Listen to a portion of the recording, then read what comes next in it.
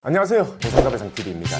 경향이 조건적으로 다음을 읽어보는 코너 호모 이코노미크스입니다. 이게 바로 고지의무라는 것 때문인데요. 의학적으로 인간관계가 없다라고 하면은 네. 지급을 받을 수 있는 거고요. 정상갑의상TV입니다. 자, 오늘 주제는요. 이때까지는 우리가 경상 2, 3주 진단 그리고 추간판 탈출증 그리고 뭐 골절 사고 그리고 뭐 골절 사고 중에서도 한시장에 나오는 경우, 연구장에 나오는 경우 그리고 쭉 치료를 받는 경우, 그러니까 치료부터 합의까지 어떤 과정이나 이제 언제 합의를 하는 게 좋냐 이 부분에 대해서 이제 알려드렸고, 자 오늘은 중상해라는 거는 자 요즘은 근데 중상해 기준이 검찰에서도 조금 바뀌는 경향이에요. 어떻게 12주 진단 이상 나오면은 검찰에서는 중상해로 기소를 하는 것 같아요. 예.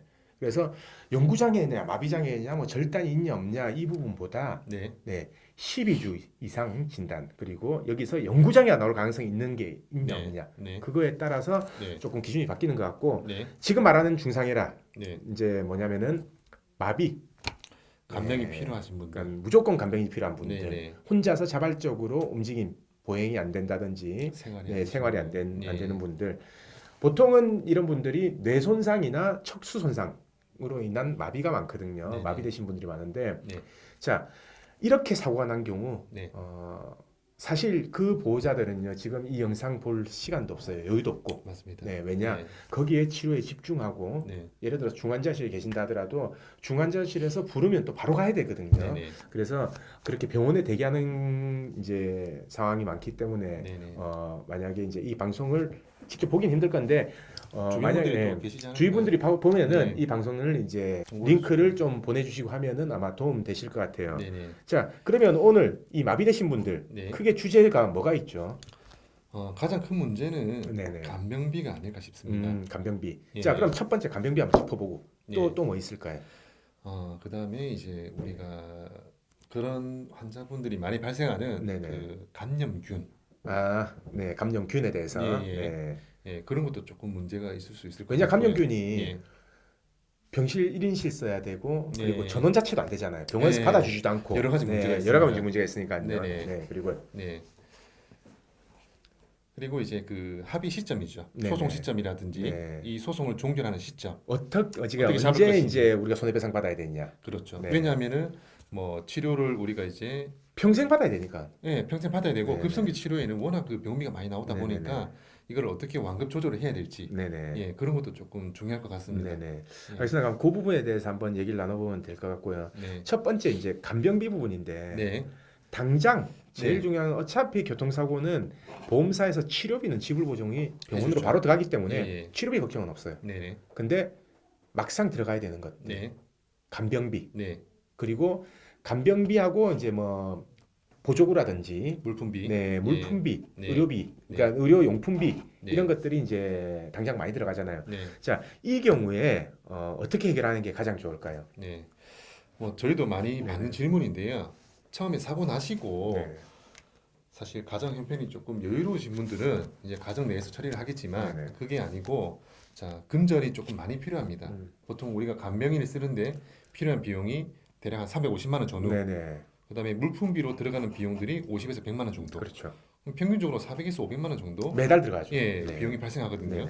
근데 뭐 처음 한두 달은 우리가 어떻게 낼 수 있겠지만 이게 계속 3달, 4달, 5달 길어지면은 사실 이런 비용들이 굉장히 부담스럽습니다. 자, 그렇다 보니까 일단 보험회사 기준은 이래요. 자, 처음부터 보험회사에서 우리가 이거는 소송 예상건이기 때문에 소송 기준으로 해드리겠습니다. 이게 아니라 자동차 보험 약관 기준으로 해가지고 가지급을 해줍니다. 그렇죠. 일단 간병비 최대 2달치.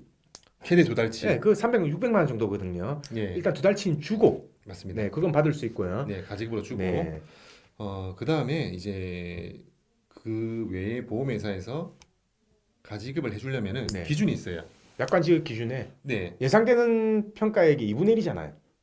맞습니다. 자, 이게 우리가 가지급 관련해 가지고 규정된 게 치료비에 대해서는 전액, 그렇죠. 그다음에 위자료, 그다음에 휴업 손해 이런 것 같이 현재 우리가 산출을 할 수 있는 손해에 대해서는 추정해서 50%를 줍니다. 그럼 한번 예를 들어 보면은 계산을 해보면 1원 근로자 기준에 1급이 우리 위자료가 200만 원입니다. 약관 지급 기준에서. 그다음에 임금이 1년 근로자 기준으로 한 270만 원 되죠. 네네. 예, 그러면은 여기서 또 85%예요. 네. 예, 120만 원 85%면은 정도밖에 안 된다라는 거죠. 그렇죠, 그렇죠. 예, 그러면 실제로 해주는 거는 120만 원에 위자료는 100만 원 정도. 네. 예, 그러니까 매달 120만 원 정도는 가지급을 할 수 있다는 얘기인데, 네, 근데 많이 모자라죠. 네, 120만 원 가지고는 택도 없죠. 예, 그리고 120만 원 할 수 있다는 근거도 과실이 없을 때 지금 이 금액이 무가 나온다는 실을 거죠. 때 그렇다는 네, 거죠. 무가 실을 예, 때인데, 예, 근데 네, 딱 보험사 기준에서 그럼 계산하면은 네, 무가 실일 때 한 120만 원 정도 매달 가지급을 해줄 수 있다. 그렇죠. 네. 근데 이 비용으로는 사실 생활 실제 자체도 안 되죠. 예, 네, 실제 치료도 안 되고. 비용에는 너무 많이 턱도 없이 미달인데 이거 좀 방법이 있을까요? 그래서 저희 사무실 같은 경우에는 네. 보통은 왜냐 생활이 안 되잖아요. 네. 그래서 매달 300만 원씩 정도는 네. 지금 저희 뭐 의뢰인분들이 필요하다는 분들도 있으시고, 네. 지금 필요 없습니다. 네. 나중에 필요하면 말씀드릴게 하시는 분들도 있거든요. 네. 그래서 필요하시다고 하는 분들은 네, 네. 저희가 보험사에 얘기를 해서 네. 매달 한 300만 원 정도까지는 계속 가지급이 될 수 있게끔 매달 이렇게 그게 해드리고 사고 있어요. 초기라도 네네. 예. 네. 가능한 이제 네네. 노하우가 있네요. 네네. 예. 뭐 그렇게 해서 이제 도움을 받으시면 다행인데 네. 실제 그 보험회사에서는 이제 처음에 약관 지급 기준으로 판단을 하기 때문에 별도의 요청이 있어도 안 해주지 않습니까? 잘 안 해주려고 하죠. 예. 네. 이게 좀 굉장히 문제가 될 수 있을 것 같아요. 그래서 전문가- 이런 부분의 도움도 이제 전문가의 도움이 있어야지 네. 또 가능할 수 있는 부분이 있는 것 같아요. 네네. 네네. 그게 아니라면은 이제 형사비로 조금 금액을 좀 충당을 하든지. 예. 네. 왜냐 요즘 중상해 같은 경우에 예. 형사비가 가해자가 운전자 보험을 최근에 가입한 보험은 1억까지 가입이 돼 있잖아요. 네네. 그러면은 초기에 1억이라는 형사비금을 받을 수도 있다라는 얘기예요. 네네. 그러면 그 형사비금을 받았다라고 하면은 네. 그 형사비금으로 이제 어느 정도 간병비를 버틸 수 있는 네네. 시간이 있다라는 거죠. 네네. 일정 기간까지는 문제 없이 갈 수 있겠네요. 그렇죠. 네. 예. 근데 아직도 운전자 보험 뭐 예전 거 3천만 원, 네. 더 옛날 거 1천만 원 가입되면 1천만 원, 제가 2천만 원짜리도 봤거든요. 있죠. 네. 예. 환자분은 굉장히 안 좋으신데 네네. 2005년인가 2004년에 가입해가지고 운전자 보험에서 지급되는 금액이 1천만 원밖에 안 되더라고요. 네네. 그래서 조금 이게 보험료도 얼마 안 할 텐데 좀 많이 좀 바꾸시면 더 좋겠네요. 운전자 보험은 저는 예, 영상은 운전자 보험 영상도 따로 이제 말씀을 드렸는데 예, 이거는 피해자를 위해서 바꾸는 게 아니라 네. 본인을 위해서 바꾸는 거예요. 요새 예전에는 예를 들어 사망 사고가 3천만 원 가지고 형사비가 됐었거든요. 그렇죠. 요새는 3천만 원 형사비 안 됩니다. 안 되죠. 네, 안 돼요. 예, 네.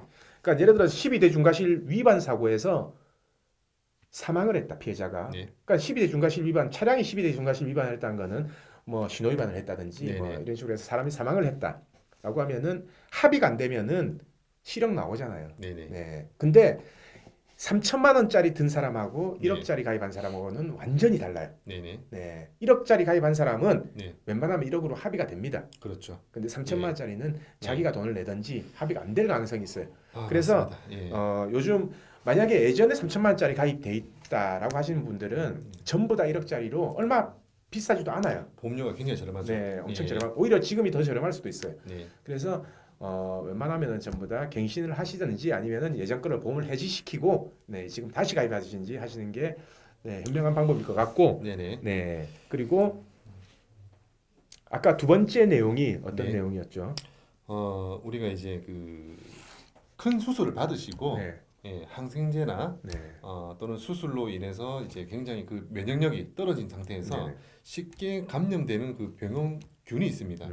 예, 크게 이제 우리가 VRE균하고 네네. CRE균이 있는데 자, 이 균이 문제가 뭐냐면은 전염이죠. 전파가 됩니다. 네. 예, 전염이 되다 보니까 병원에서 우리가 대학병원에서 수술을 하고 네. 그 다음 병원으로 재활병원으로 가려고 하는데 병원에서 거부를 합니다. 전염이 있기 때문에. 네네. 특히나 이제 일반인 같이 면역력이 이제 건강한 사람들은 이게 전염이 잘 안 되는데 네. 환자분들끼리 전염이 좀 잘 된다고 해요. 자, 이런 경우에는 보통 병원에서 이제 그 환자분을 갖다가 받아주지 않기 때문에 굉장히 애로사항이 많습니다. 네네. 예, 그래서 저희는 이제 실무적으로 어떻게 하냐면은 일단 가족분이 움직일 수 있는 범위를 정해요. 네. 이 범위를 정하고 여기서 가까운 병원, 네. 조금 멀지만 더 가까운 병원, 그 다음에 본인이 갈 수 있는 병원을 이제 정해가지고 가까운 데부터 전화를 해봅니다. 네. 우리가 지금 이러이러한 상태고 VR이나 CR이 균이 있다. 받아줄 수 있냐? 네네. 그러면 병원에서 받아주는 경우가 비슷한 균에 감염된 환자끼리 모아놓은 방이 있어요. 네네. 예, 그런 병실이 있거나 아니면은 1인실 격리실이죠. 네네. 예, 그런 경우에는 그 병원에서 받아줘요. 베드가 있는 경우에 이제 받아준다는 예, 거죠. 그러면 예. 미리 이제 확인을 다 해보셔야 된다. 그렇죠. 예. 그래서 집에서 가까운 곳부터 전화를 다 돌려봐야 됩니다. 네네네. 그렇게 해서 이제 전원을 조금 해결을 해야 될 것 같고요. 네. 뭐 다행히 이제 이게 감염법 관련해 가지고 좀 사례를 찾아보니까 네네. 이제 그런 경우에는 보험 처리가 된다고 합니다. 네네네. 예, 그래서 그런 문제는 조금 이제 부담을 좀 더 줄 수 있는 방법일 것 같고요. 네네. 그래서 이런 이제 VR이나 네. CR이 균이 있는 경우에는 미리 전원하고 싶은 병원에다가 전화를 해서 허락을 구하고 가능하다는 답변을 듣고 전원을 하시면 됩니다. 네네. 예. 그리고 이제 우리 세 번째 주제였죠. 네네. 이게 정말 중요한 문제인데 지금 사고가 나고 네. 우리가 어느 시점까지는 급성기 치료를 받지 않습니까? 치료비 엄청 많이 나오죠. 예, 네. 재활 치료 프로그램이 많다 보니까 네네. 병원비가 뭐 800에서 1000만 원 이렇게 나오는데 네네. 과연 이제 우리가 평생의 개요를 요하고 치료를 받아야 되는 환자분들은 언제 소송을 하고 네. 언제 그 소송 마무리까지 그 시점을 어떻게 잡는 게 좋을까요? 저는 이제 저희 그 개호 사건이나 이런 부분을 전부 다 상담할 때 네, 항상 하는 말이 있어요. 뭐냐면은 사고가 났잖아요. 네. 사고 난 거는 되돌이킬 수는 없어요. 네네, 없으면 보상은 최대한 많이 받되 회복은 되는 게 가장 좋은 방법이에요. 네네, 네, 보상은 최대한 많이 받고 몸은 회복되고 네네, 그러면은 그게 과연 이제 언제 네, 그렇게 될 수 있냐라는 네. 게 이제 사실 그래요. 치료를 오래 받아요. 네, 그래서 회복이 됐어요. 네. 그러면 반대로 보상은 적어질 거고 네, 예를 들어 치료를 보상을 받고 나서 난 이 돈 내 돈으로 치료를 받겠다라고 했는데 치료비가 더 많이 나가요. 네네, 그러면 더 손해를 볼 거고 네, 그러면 적당한 시점이 언제냐? 딱 판결을 받는 시점에서 치료비가 급격하게 줄어드는 시점. 예, 예. 네, 그래서 판결금을 받을 수 있는 시점에서 치료비가 가장 급격하게 줄어드는 시점이 언제냐면은 딱 퇴원 시점입니다. 네네, 그러니까 퇴원해서 집에서 네, 네, 우리가 간병인을 쓰던가 네. 아니면 집에서 요양을 하든지 아니면 집에서 이제 통원 치료를 할 수 있는 시점에 딱 판결금이 들어오는 게 네, 가장 이상적인 방법이거든요. 네네. 그럼 그 시기가 과연 언제냐? 네, 네. 자 보면은 우리가 마비되고 개호 사건 그러니까는 척추 손상이나 뇌 손상으로 인해서 마비돼서 보통 집으로 퇴원하는 시점이 네, 2년 시점에서 3년 시점이에요. 네네, 네. 늦으면 3년 그리고 빠르면 2년 정도거든요. 그리고 척수 손상 같은 경우는 좀 더 빠릅니다. 네, 왜냐? 본인이 오래 네. 못 있어요 병원에. 네네, 본인이 지겨워서. 네. 왜냐면은 척수 손상 같은 경우에는 의식은 멀쩡하잖아요. 그래서 본인이 병원에 있기 싫어하고 이제 집에서 그냥 통원을 한다든지 아니면은 집으로 퇴원하고 싶어 하기 때문에 네, 2년에서 보통 3년이 가장 네, 네, 퇴원을 많이 하는 시점이고 네, 뇌손상도 마찬가지입니다. 뇌손상도 3년 지난 시점부터는 결국 재활이거든요. 네, 네, 재활인데 그 재활은 우리가 신체 감정에서 보면 알아요. 신체 감정에서도 5년 이렇게 입원을 잡아주지는 않아요. 보통은 발병일로부터 한 3년까지를 입원으로 잡거든요. 그렇다면은 결국은 3년 시점에는 퇴원을 해야 된다라는 네, 거죠. 네, 그러면 결국은 3년 시점에 판결을 받아야 된다라는 거거든요. 네, 그러면은 판결을 받으려면 언제 소송을 진행해야 되냐? 우리가 개호사건 소송 진행하는 거 진짜 빨리 끝나도 1년 6개월은 걸려요. 그래서 보통은 1년 6개월 이상 걸린다고 봐야 되는데 그러면은 사고일로부터 한 1년 정도 시점이 소장이 접수되는 시점이 아닐까 저는 네, 이렇게 생각합니다. 그래야지 네, 1년 6개월 시점 정도, 2년 시점 정도의 모든 신체 감정을 다 받고 네, 네. 그래서 딱 태어난 시점 정도의 판결을 받을 수 있는 시점이 그 시점이다. 네. 네, 라고 저는 그렇게 생각하는데 혹시 네. 다른 생각이 있으세요? 저도 뭐 그 부분은 공감을 하고요. 네네. 이런 경우 있잖아요, 지금- 우리가. 네, 뭐 예를 들어서 끝까지 치료해가지고 회복된다든지 네. 아니면은 이제 끝까지 치료하고 있는데 중간에 도중에 사망을 한다든지. 제가 그걸 네. 말씀드리려고 네네네. 했어요. 월요일이었습니다. 네. 저희 환자분이신데 의뢰인 분이신데 이분 제가 장례식장 갔다 왔어요. 네네. 예, 작년이 아니지 2020년 6월 달부터 저희가 이 사건을 진행을 했었거든요. 사고는 언제 났었죠? 사고는 2018년 9월 달 정도 됩니다. 네네. 예, 그래서 이제 2년 되는 시점에서 어쨌든 맞춰가지고 이 사건이 진행이 되어 있어야 되는데 네네. 이분 같은 경우에는 사실 우리가 이제 소송을 1년 되는 시점에서 들어가는 게 맞았는데 네. 결론적으로는 네네. 근데 안 들어간 이유가 있습니다. 네.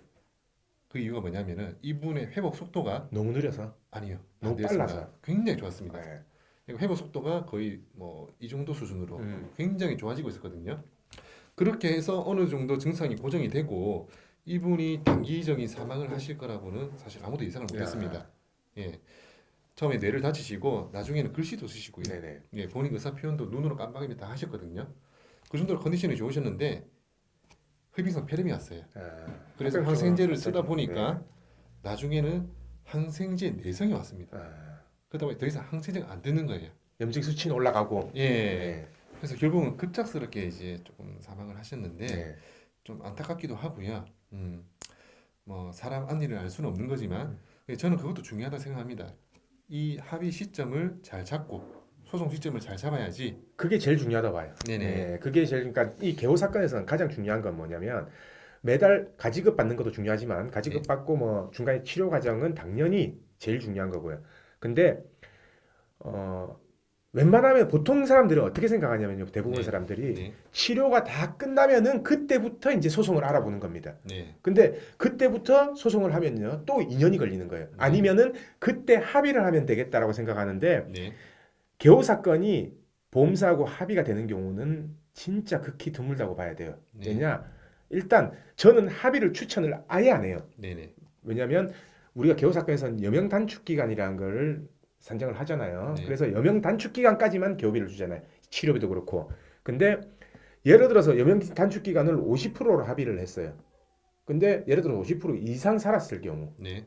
계속 간병이 들어가야 되는데 네. 네, 추가 청구가 안 된다라는 네네. 거죠. 그래서 저는 개호 사건 같은 경우에는 여명 기간 때문이라도 무조건 판결문을 받아야 된다. 네. 네, 판결문을 받고 네. 그 이후에 네. 네, 만약에 살아 있을 경우 다시 소송 제기가 가능하기 때문에 네. 지금 저희 소송 진행하고 있는 사건 중에 10년 전에 판결이 된 사건입니다. 네. 네, 그건 물론 저희가 진행한 건 아니고요. 네. 10년 전에 판결이 됐는데 그때 10년 전에 여명 기간을 10년을 받을 거예요. 네. 지금 생존해 계시거든요. 네. 통화를 하면 멀쩡해요. 네.